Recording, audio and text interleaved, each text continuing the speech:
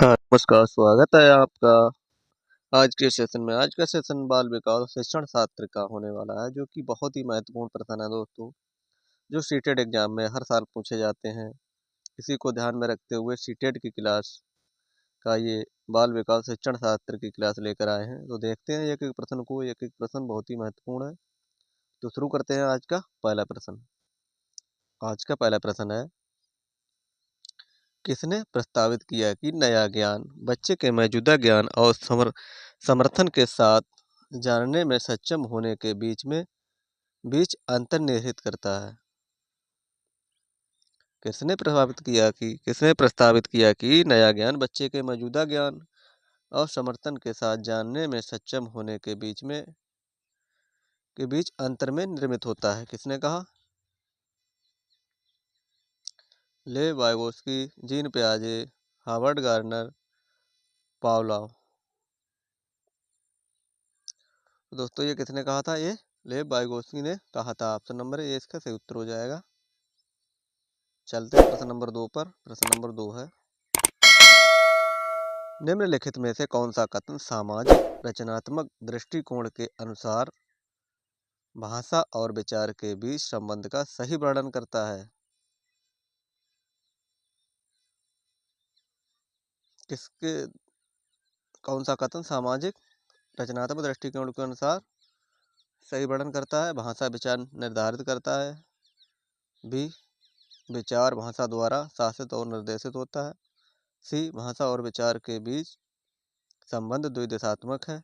D, भाषा और विचार स्वतंत्र संज्ञानात्मक क्षमताएं हैं। प्रश्न नंबर 2। तो दोस्तों प्रश्न नंबर 2 का ऑप्शन नंबर सी, भाषा और विचार के बीच संबंध द्विदिशात्मक है। ऑप्शन नंबर सी इसका सही उत्तर हो जाएगा। प्रश्न नंबर 3। प्रश्न नंबर 3 है, छात्रों का सामाजिक सांस्कृतिक संदर्भ क्या है? छात्रों का सामाजिक सांस्कृतिक संदर्भ क्या है? सीखने की प्रक्रिया में न्यूनतम भूमिका निभाता है। सीखने की प्रक्रिया में कोई भूमिका नहीं निभाता है। सीखने की प्रक्रिया में एक महत्वपूर्ण भूमिका निभाता है।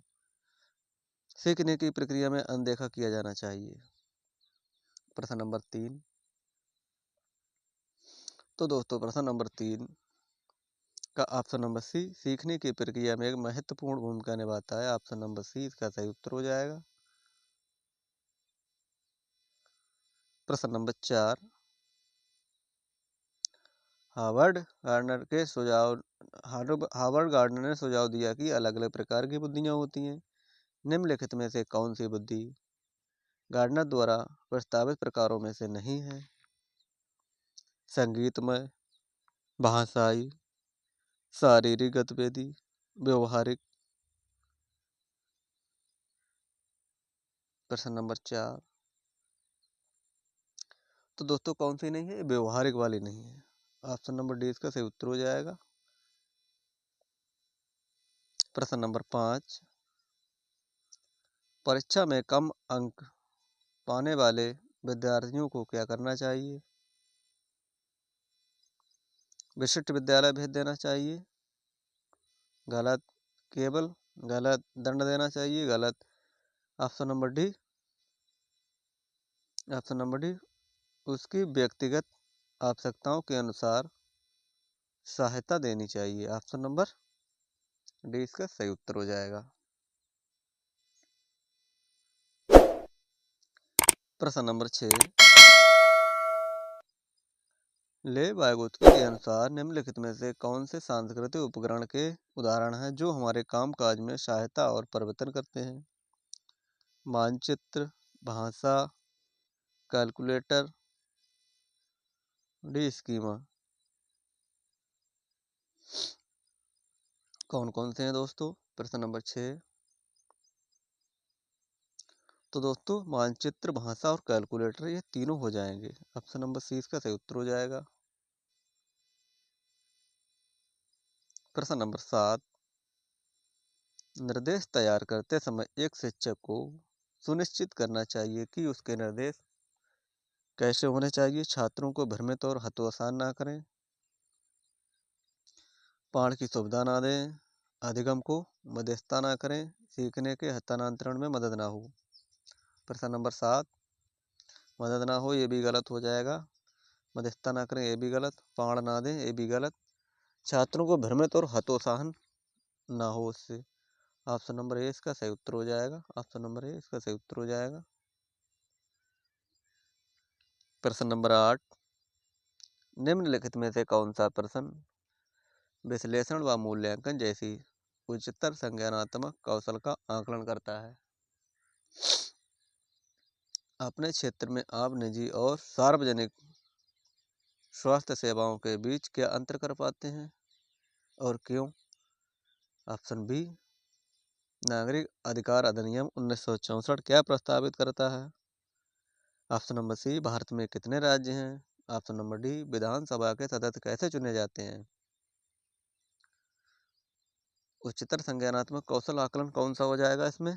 ये हो जाएगा option number A. Option number A, अपने क्षेत्र में आप निजी और सार्वजनिक स्वास्थ्य सेवाओं के बीच में क्या अंतर कर पाते हैं और क्यों? ऑप्शन नंबर ए इसका सही उत्तर हो जाएगा। प्रश्न नंबर 9, प्रश्न नंबर 9 है, एक शिक्षिका अपने विद्यार्थियों के घोषणात्मक ज्ञान का आकलन करना चाहती है। निम्नलिखित में से कौन सा प्रश्न इस उद्देश्य के लिए उपयुक्त होगा? कौन सा होगा? एक केक कैसे तैयार किया जाता है? ऑप्शन नंबर बी, ऊबड़ खाबड़ इलाके में साइकिल को कैसे संतुलित करें? या फिर सी, आयतन की गणना का क्या सूत्र है? या डी, गेहूं के रोपण के लिए मिट्टी तैयार करने की प्रक्रिया क्या है? प्रश्न नंबर 9। तो प्रश्न नंबर 9 का ऑप्शन नंबर सी सही हो जाएगा। आयतन की गणना का सूत्र क्या है? इसका सही उत्तर हो जाएगा ऑप्शन नंबर सी। प्रश्न नंबर 10, लेव वाइगोत्स्की के विचार में निजी वाक्य क्या है? एक महत्वपूर्ण सामाजिक कार्य करता है, बच्चे के संज्ञानात्मक विकास में बाधा डालता है, बच्चे की अहंकारी सोच को दर्शाता है, कोई संज्ञानात्मक कार्य नहीं करता। प्रश्न नंबर 10, लेव वाइगोत्स्की के अनुसार विचार में निजी वाक्य क्या होता है? एक महत्वपूर्ण सामाजिक कार्य करता है। ऑप्शन नंबर ए इसका सही उत्तर हो जाएगा। बाधा डालता है ये गलत हो जाएगा, अहंकारी सोच गलत हो जाएगा, कोई संज्ञानात्मक कार्य नहीं करता ये भी गलत हो जाएगा। तो ऑप्शन नंबर ए इसका सही उत्तर हो जाएगा। प्रश्न नंबर 11 है, प्रश्न नंबर 11 है दोस्तों, दोहराव और बार बार किए जाने वाले व्यवहार निम्नलिखित में से किसकी विशेषता है? स्वाधीनता, गुणन वैकल्य, पठन वैकल्य, दृष्टिबाधित।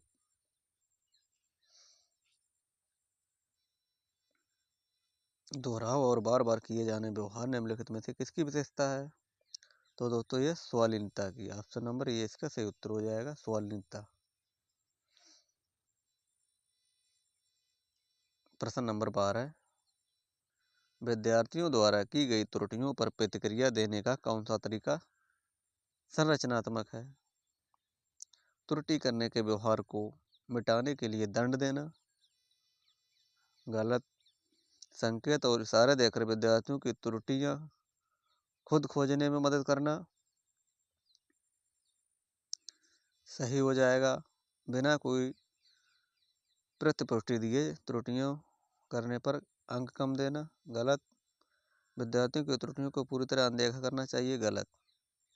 तो दोस्तों ऑप्शन नंबर 20 का सही उत्तर हो जाएगा।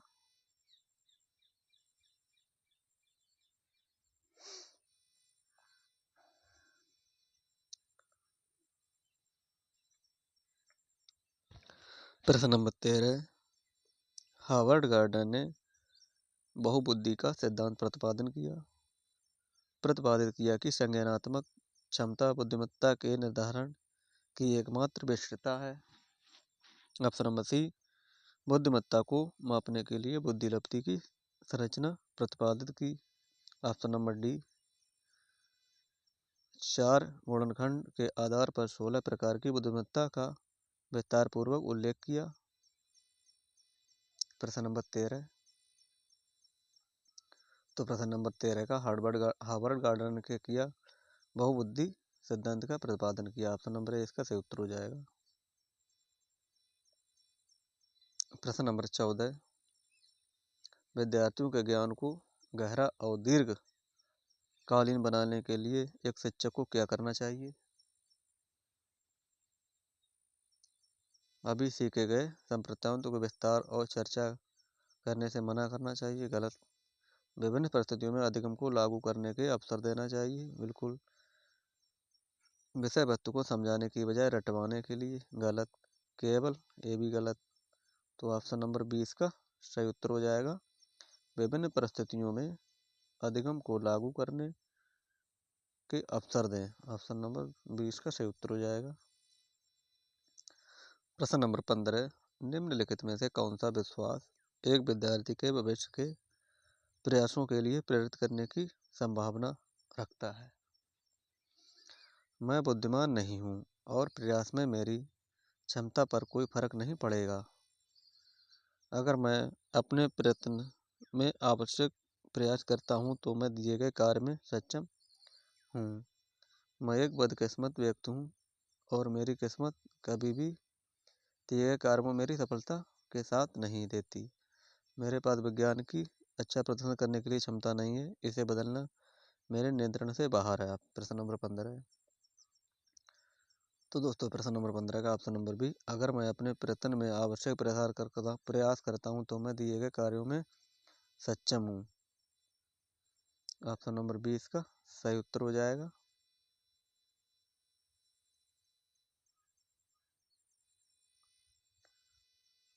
प्रश्न नंबर 16, किस चरण में बच्चे परिकल्पनात्मक कथनों पर काम कर पाते हैं? कथनों में तार्किक संबंध देख पाते हैं तथा अनुपात जैसी अमूर्त संरचनाओं को समझने में सक्षम होते हैं। संवेदी पेशी अवस्था, पूर्व संक्रियात्मक अवस्था, मूर्त संक्रियात्मक अवस्था, अमूर्त संक्रियात्मक अवस्था। प्रश्न नंबर 16 है। प्रश्न नंबर 16 का ऑप्शन नंबर डी इसका सही उत्तर हो जाएगा। अमूर्त संक्रियात्मक अवस्था। ऑप्शन नंबर डी इसका सही उत्तर हो जाएगा। प्रश्न नंबर 17 है। प्रश्न नंबर 17 है, बाल केंद्रित शिक्षा में शिक्षक क्या है? निर्देश देता है तथा विद्यार्थियों को अंधवस्त अनुसरण करते हैं। बच्चों व सीखने की प्रक्रिया को सामाजिक रचनावादी के रूप में देखता है। एक कठोर व मानकीकृत पाठ्यचर्या तय करता है। आकलन का इस्तेमाल विद्यार्थियों की श्रेणियों में बांटने के लिए करता है। प्रश्न नंबर 17। तो प्रश्न नंबर 17 का ऑप्शन नंबर बी, बच्चों व सीखने की प्रक्रिया में सामाजिक रचनावादी रूप से देखता है। ऑप्शन नंबर 20 का सही उत्तर हो जाएगा। प्रश्न नंबर 18, एक शिक्षिका अपने विद्यार्थियों के बीच प्रतिक्रियात्मक ज्ञान को सुसाध्य करना चाहती है। निम्नलिखित में से कौन सा प्रश्न इस उद्देश्य के लिए उपयुक्त है? ऑप्शन नंबर ए, ऑक्सीकरण अपचयन समीकरण को कैसे हल करें? डीएनए के घटक और संरचना क्या है? कौन सा ग्रह सूर्य के निकट है? भारतीय राष्ट्रगान किसने लिखा? प्रश्न नंबर 18 है। तो सबसे उपयुक्त उद्देश्य क्या हो जाएगा? ऑक्सीजन अपचयन समीकरण को कैसे हल करें? ऑप्शन नंबर ए इसका सही उत्तर हो जाएगा। इसमें बच्चे का दिमाग लगेगा। प्रश्न नंबर 19। प्रश्न नंबर 19 है, किसी कार्य में विफलता के दिए गए निम्नलिखित में से कौन से आरोपण में एक विद्यार्थियों को भविष्य के प्रयासों के लिए प्रेरित करने में की संभावना है? मैं बुद्धिमान नहीं हूँ और बुद्धिमत्ता इस तरह, मैंने इस बार पर्याप्त प्रयास नहीं किया, हालांकि मैं ऐसा करने में सक्षम हूँ। शिक्षक मेरे प्रति पक्षपाती था और मैं अपने बारे में उसकी धारणा को नहीं बदल सकता।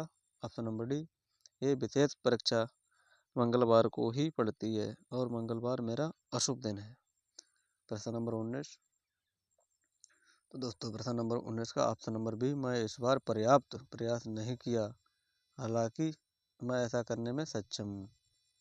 ऑप्शन नंबर 20 का सही उत्तर हो जाएगा। प्रश्न नंबर 20। सीखने में विविधता रखने वाले विद्यार्थियों की कक्षा में एक शिक्षक को क्या करना चाहिए? पढ़ाने के मानकीय स्तर को पहचानना, या फिर सीखने की विविध गति रखने वाले विद्यार्थियों की भागीदारी के लिए सृजनात्मक तरीकों को खोजना चाहिए। विशिष्ट उपलब्धि व प्रतिविधिक कक्षाएं बनानी चाहिए। कक्षा में योग्यता के आधार पर समूहीकरण। प्रश्न नंबर 20। तो दोस्तों क्या करना चाहिए शिक्षक को? सीखने की गतिविधियां रखने वाले विद्यार्थियों की भागीदारी के लिए सृजनात्मक तरीके खोजने। ऑप्शन नंबर 20 का सही उत्तर हो जाएगा। प्रश्न नंबर 21। सृजनात्मक सोच को निम्नलिखित में से किसके द्वारा बढ़ावा नहीं दिया जा सकता? मूलभूत विचार, अस्पष्टता को स्वीकार कर, अभिसारी सोच, सोच में लचीलापन। प्रश्न नंबर 21। तो किसमें बढ़ावा नहीं देना चाहिए दोस्तों? अभिसारी सोच। अपसारी सोच होना चाहिए, अभिसारी सोच नहीं होना चाहिए। ऑप्शन नंबर सी इसका सही उत्तर हो जाएगा। प्रश्न नंबर 22। पियाजे के विकास सोपान सिद्धांत का सही विकास चरण क्या है? मूर्त, औपचारिक, संक्रियात्मक, पूर्व संक्रियात्मक, संवेदीगामक, संवेदीगामक, पूर्व क्रियात्मक, औपचारिक क्रियात्मक, औपचारिक क्रियात्मक, मूर्त क्रियात्मक, पूर्व क्रियात्मक, संवेदीगामक। ऑप्शन नंबर डी, पूर्व क्रियात्मक, संवेदीगामक, मूर्त, औपचारिक क्रियात्मक। प्रश्न नंबर 22 का तो दोस्तों ये हो जाएगा संवेदीगामक पहले होगा, फिर पूर्व संक्रियात्मक, फिर मूर्त क्रियात्मक, फिर औपचारिक। ऑप्शन नंबर 20 का सही उत्तर हो जाएगा। प्रश्न नंबर 23। कक्षा में एक बच्चा अपने सहपाठियों में इस तरह व्यवहार करता है कि उससे उसके घर के बर्ताव किया जाता है, उससे उसके घर में बर्ताव किया जाता है। यह किसका उदाहरण है? संरचनावादी का। ऑप्शन नंबर संरचनावादी। ऑप्शन नंबर बी सामाजिक संरचनावाद, अवलोकन, मानवीयवादी अधिगम। प्रश्न नंबर 23। तो कैसा उदाहरण है दोस्तों? ये सामाजिक संरचनावादी। ऑप्शन नंबर 20 का सही उत्तर हो जाएगा। प्रश्न नंबर 24। एक शिक्षिका को उस विद्यार्थी के लिए जो दृष्टिबाधित है उसके लिए एक शिक्षा स्तरीय प्रावधान क्या करना चाहिए? बहुत से सूक्ष्म मुद्रण संसाधनों का इस्तेमाल करना चाहिए। मौखिक संकेतों का इस्तेमाल करना चाहिए ताकि उनको कल्पना करने के अवसर मिले। बहुत से दृश्य प्रदर्शन करने चाहिए। ब्लैक बोर्ड पर बहुत कार्य करना चाहिए। प्रश्न नंबर 24। तो क्या शिक्षा स्तरीय प्रावधान करने चाहिए? मौखिक संकेतों का इस्तेमाल करना चाहिए ताकि उनको कल्पना करने के अवसर मिले। ऑप्शन नंबर 20 का सही उत्तर हो जाएगा। प्रश्न नंबर 25। विद्यार्थियों के काम में त्रुटियां क्या इंगित करती हैं? विद्यार्थियों को अन्य समकक्षियों की तुलना में संकल्पना करना चाहिए। विद्यार्थियों को निरुत्साह क्योंकि उसकी पूरी तरह से बाहरी इनाम पर निर्भर है।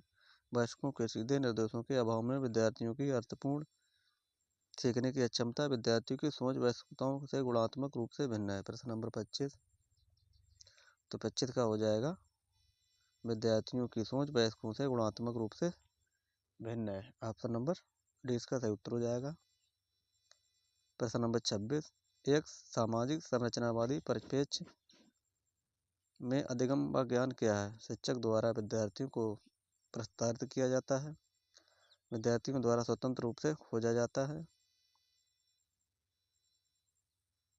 शिक्षिका की मदद से विद्यार्थियों द्वारा सह संरचित होता है, केवल पाठ्य पुस्तकों द्वारा निर्देशित व निर्धारित होता है। प्रश्न नंबर 26। तो दोस्तों प्रश्न नंबर 26 का ऑप्शन नंबर सी शिक्षक की मदद से विद्यार्थियों द्वारा सह संरचित होता है। प्रश्न नंबर 27, बालिका स्वयं से क्या कर सकती है और कुछ सहायता द्वारा पूरा कर सकती है। लेबोरेटरी ने इसके बीच के अंतर को किस रूप में संबोधित किया। बुद्धि समीपस्थ विकास का क्षेत्रफल या समायोजन। प्रश्न नंबर 27, प्रश्न नंबर 27 का ऑप्शन नंबर बी समीपस्थ विकास का क्षेत्र इसका सही उत्तर हो जाएगा। ऑप्शन नंबर 20 का सही उत्तर हो जाएगा। प्रश्न नंबर 28, सलमा 5 वर्षीय लड़की है। जब वह 3 साल की थी तो उसने बिना किसी बाहर निर्देश के संगीत बाह्य गिटार बजाना सीख लिया। इस योग्यता के आधार पर निम्नलिखित में से किस श्रेणी में रखेंगे। धीमी गति सीखने वाली शिक्षार्थी, कम बुद्धिलब्धि वाली बालिका, प्रतिभाशाली, स्वालीनता। प्रश्न नंबर 28, तो 28 का ऑप्शन नंबर सी इसका सही उत्तर हो जाएगा, प्रतिभाशाली है वो। प्रश्न नंबर 29, निम्नलिखित में से कौन सी शैली एक प्रभावशाली विद्यालय में प्रयोग में लाई जानी चाहिए। इनाम व सजा का प्रयोग, प्रतिस्पर्धा कक्षा, तुलनात्मक, सहयोगात्मक। प्रश्न नंबर 29 का ऑप्शन नंबर डी एक सहयोगात्मक अधिगम होना चाहिए। ऑप्शन नंबर डी इसका सही उत्तर हो जाएगा। प्रश्न नंबर 30 है दोस्तों आज का अंतिम प्रश्न। है दोस्तों, बच्चों के कार्य में त्रुटियों को क्या करना चाहिए। दूसरे के समक्ष उनकी बौद्धिक भिन्नता तुच्छता दर्शाती है, आवश्यक रूप से शिक्षक की तैयारी में कमी को दर्शाती है, अध्यापक को बच्चे में निराशा दूर करने के लिए अनदेखा करना चाहिए, शिक्षक द्वारा पूर्णतया विश्लेषण पर बच्चों से विचार विमर्श करना चाहिए। प्रश्न नंबर 30, तो प्रश्न नंबर 30 का ऑप्शन नंबर डी शिक्षक द्वारा पूर्णतया विश्लेषण कर बच्चों से विचार विमर्श करना चाहिए। ऑप्शन नंबर डी इसका सही उत्तर हो जाएगा। ये रहे दोस्तों आज के टॉप 30 प्रश्न। अगर आपको सेशन अच्छा लगा हो तो चैनल को लाइक और सब्सक्राइब जरूर कर दें दोस्तों। आपका एक सब्सक्राइब हमारे मोटिवेशन को दोस्तों बढ़ाएगा और हम और अच्छे से अच्छे कंटेंट को ले पाएंगे दोस्तों। तो चलिए दोस्तों, मिलते हैं कल, तब तक के लिए